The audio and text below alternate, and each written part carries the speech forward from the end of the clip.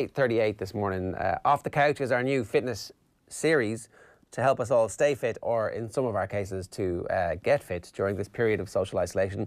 Some of Ireland's leading trainers, physios, fitness experts, sports people and other friends of the show are going to be sharing their top tips in straight to the point and easy to use videos, which are going to go live across our social channels every day at lunchtime. First up is former Dublin hurler and founder of Sports Physio Ireland, Joey Boland. Joey, good morning to you. How are you doing?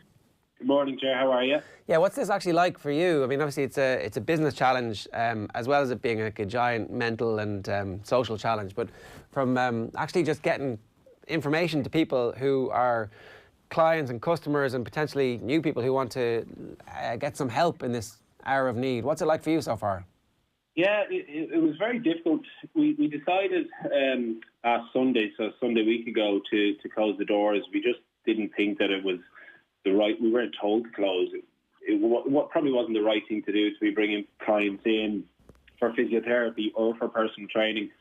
So the challenge was really get all the infrastructure in place on site to be able to actually do video calls and to continue helping our clients, you know, over the next possibly 2, 3, 4 months. Yeah, that's the thing. No one really knows how long this is going to go on. So how do you do physio from a remote location? Yeah, so it's a lot of people are asking that, and we've actually found that it's working quite well. So basically what will happen is, say if you're at home and you've got a sore back, you contact us, you book an appointment, and what we will actually get you to do is to video yourself doing maybe 3 or 4 or 5 different movements before our session. Send the video on, and then we'll analyse it and share our screen with you during the video call and actually point out, you know, what's wrong, how you're going to manage it, and then we'll prepare a pre-planned exercise routine and rehab plan that, again, we'll share our screen with you and pause it during, let's say, exercise 1 is stretch your hip, exercise 2 is foam roll, exercise 3 is work on your upper back. And from feedback, our clients are saying that they're actually getting much more involved in their rehab because they actually have to think a bit more and do it themselves. So it seems to be going well to date anyway. And sorry, are most of your clients athletes already, or is it actually a mix of kind of Joe Public and athletes? Yeah, so we're based here in Dublin too. So a lot of our clients, let's say 70% of our clients, are office workers who like to be active, who like to hike on the weekends, who like to go for cycles, who like to jog. We also look after the Dublin hurlers in the clinic, and Bective Rangers and 1 or 2 Nafina senior hurlers. So we've got a nice mix between kind of elite athletes and, you know, your Joe Public kind of person who wants to keep fit and stay injury free. We're just showing some B-roll here of what people can expect this afternoon at lunchtime. What have you done for us? Yeah, so what we've done is we created just 5 basic exercises that you can do at home, and they're kind of hitting the body in every way, and you don't need any weight. If you have weight, you can add them in. So we're doing a squat with a twist. So it's for your kind of glute strength and your upper back. Huge issue that people are going to have now is they're going to be stiff from sitting at home, and we're not as active as we can be. So that's why we're doing this. The lunge one is just the single leg stuff where you're stepping forward, stepping back.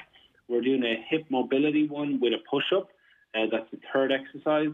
And then we're doing an active plank where you're twisting side to side. Again, trying to keep the core as active as possible while we're at home. And then the last one is a hamstring stretch with a glute activation bridge.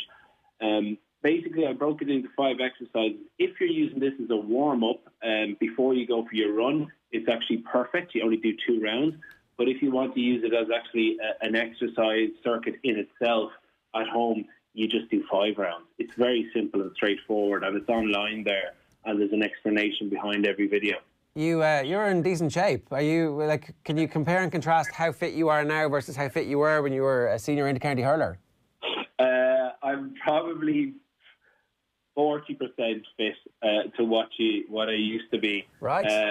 Really, you know, like, you just can't match I'm not playing it at all at this stage, and no matter what training you do, that intensity of inter-county training Tuesday, Thursday, and a 70, 75, 80-minute match on the weekend, there's nothing like it. Like you just can't keep that level of fitness up, no matter what you do. I saw somebody, it might have been Gary Breen, talking about at the end of the year for footballers. You'd be surprised to find out how many of them actually get sick at the end of the season because their immune system is run down. Yeah. I had never thought of that before. Were you well when you were an inter-county hurler, or were you more prone to catching colds and general sniffles because you are kind of stretching the body to its limits?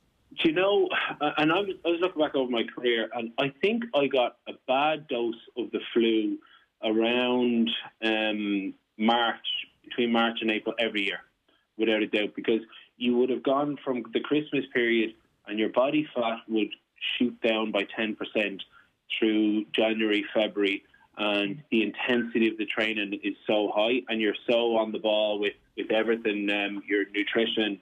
And, I remember, like, when you're at your peak, you kind of can look a little bit gaunt and a little bit sick, in order to get your body fat down to the level that's required to get around the pitch for 70, 80 minutes. So, yeah, I remember I was very susceptible to getting the flu. Yeah, which is, I think, not something that people would have thought about. It's kind of ironic that the fittest people are quite susceptible to picking up colds and flus because they are literally stretching the body as far as it's going to go. So this isn't just for elite athletes. That's the other thing that we want to get across here, that for those of us who are maybe, going to be easing our way into this off-the-couch challenge, do 2 reps of it and see how far we can get. Exactly, yeah. So do 2 reps of it, see how far you get. But the key thing here, what I would advise people to do is, like, simply, if you're at home and this is an opportunity for you to actually do something, either learn online, academically, or to, fix that lower back that's been at you for a long period of time, or kind of get fit. So, like, what I would suggest is buy yourself a whiteboard. Simply write down 4 different pillars that we go by. Like, what are you going to do today regarding food? What are you going to do last night and tonight regarding sleep? Like, you need to get, like, this is a chance for us to catch up on our sleep. If we're working and we're busy and we're commuting, a lot of us are only getting 5 or 6 hours sleep, and that has a massive effect on your mood, your energy, and your actual ability to do stuff like this. The third point that I would suggest is water. Exactly how much water are you going to be drinking? Your kind of 1.5, 2 litres during the day, and then at the end of the whiteboard, you just schedule in time for your exercise and create a designated area in your house. All you need is a mat, and be creative with, pots and pans or whatever you need to be. And if you get a bit of structure, it'll be fine. If you don't have structure, all of the above will just kind of merge into one kind of long day of non-productivity, Yeah. There was a tweet that went viral at the weekend. It was somebody's day was wake up 9 o'clock, scroll till 2 a.m, repeat, and it had like 500,000 likes. You're kind of like, okay, I understand that, because you can see how easy it is for that just to happen. But a little bit of structure is a great idea. Joey, thanks a million for joining us, and best of luck with everything. Sports Physio Ireland, if anybody wants any individual consultations, you're open for business. Oh, we lost Joey there, yeah. So he is definitely, but so that Off the Couch today live. And just to let you know, this is the start of something great, because tomorrow, the first OTB Kids Takeover is happening this week. We're giving the stuck-at-home kids of Ireland a chance to interview some of the biggest stars in Irish sport, and we're starting with none other than Brian O'Driscoll. So you can ask him anything, from what pyjamas he wears to what age is it acceptable to wear highlights in your hair. We're going to get the answer to these questions, the questions that maybe all of us ever wanted to ask, but are now using the children of Ireland to do it instead. So all you got to do is video your kids asking the question, get them to introduce themselves first, and then WhatsApp it to 087 9 180 180. That's 087 9 180 180. Ideally, the videos are in landscape mode, so don't film them like that. Film them like that. Get the kid to introduce themselves, ask the question, and we'll be recording with Brian on Tuesday, so that's tomorrow. So do please get them into us as soon as possible. It is 8:47 this morning here on OTB AM. Up next, we're getting into the Classic Game Club with John Duggan, joining us to look back on the drawn 2014 All-Ireland hurling final between Tipperary and Kilkenny.